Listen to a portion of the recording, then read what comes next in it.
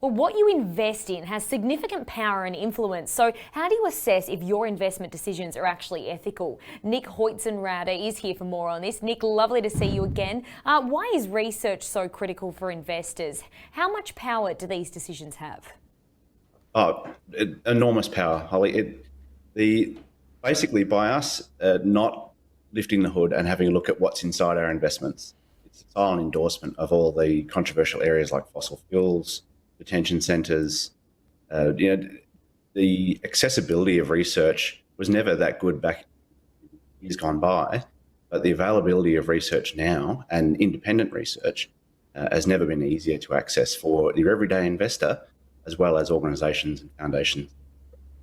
Yeah, and I think the COP26 climate event on at the moment in Glasgow, it's really putting that heightened focus and heightened lens on our actions as individuals and as businesses as well. And that means investors too, right? Now, there are investments out there that are greenwashing, and then there are those that are truly ethical and responsible. But how do you actually decipher the difference here?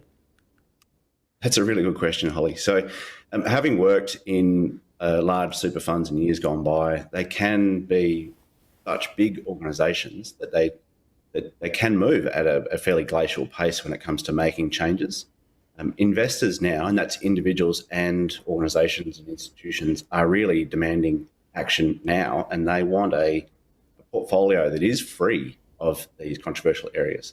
What they're left with, though, are portfolios that have still some exposure, maybe small, but it may still be large, exposure to these controversial areas. And as they're trying their hardest to align this wealth with their social agenda, they're just found wanting when it comes to appropriate certified responsible products, which that was the reason why we actually did what we did and launched it.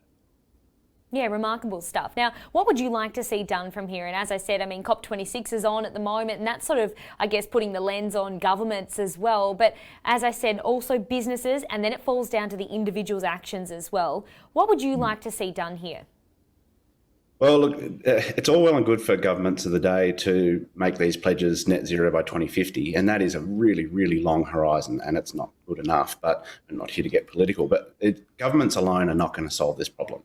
It really comes down to the actions of individuals, and we don't need to wait for the end of COP26, and we don't need to wait for legislation and the requirement for companies to have greater disclosure on their carbon footprint.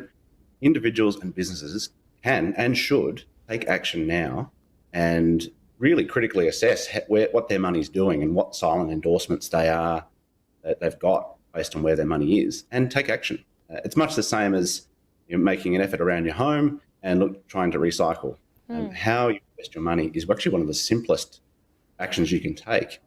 And now, as I said before, with the ubiquity of research, it's never really been easier for individuals and companies to make that change.